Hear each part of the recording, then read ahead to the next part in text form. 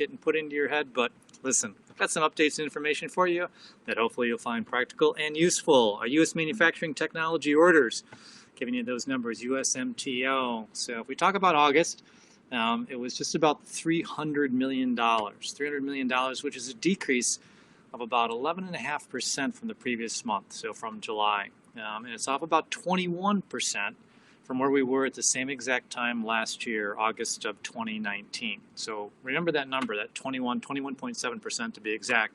Remember that number. I'll talk about that again a little bit later. And that's where we were off from last August. Total orders at this point through the 8 months of the year through the end of August were $2.32 billion, and that's about 24% off from where we were the same time through last year in 2019.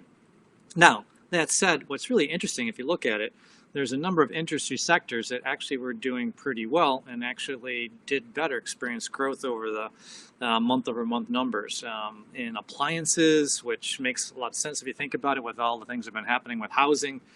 So appliance industry way up, electrical components, again, think about that, the number of people that are home offices, getting TVs, doing other things from electronics component standpoint, so that industry up, and automotive components has really been tracking and doing well. So some positive spots there. Another thing that's interesting when we take a look at the numbers, and you can back into this by looking at the total value from the USMTO report versus the total units, is their average unit value has increased from about 143,000 to 175,000.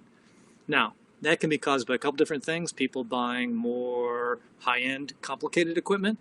It also could be that the overall margins are increasing. Now, whichever of those two it might be, those are both good signs anyway for the industry and a positive thing to take a look at. So that's great. Now, we get back to that number we were talking about at the beginning. We were talking about being off 21%. So the predictions back in May were that our industry would be off 50%. 50%.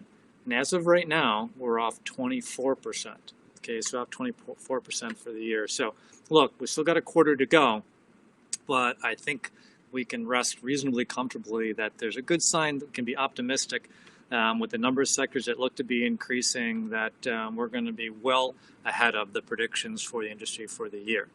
Now, if you want some really much more detailed information on what's happening when it comes to forecasts, what you're going to want to do is come to our MT Forecast event. That's coming up October 27, 28, 29. Obviously, virtually and online, you'll be able to connect with that. More information on that, you can go to mtforecast.com, and you can see all of the great presenters and speakers, and we're going to be breaking down all this information, make it very digestible, understand the information to date, and provide you a lot of forecast information what's going to be happening by industry sectors going through 2021. So I hope you'll join us there. Have a great one, and we'll catch you again next week.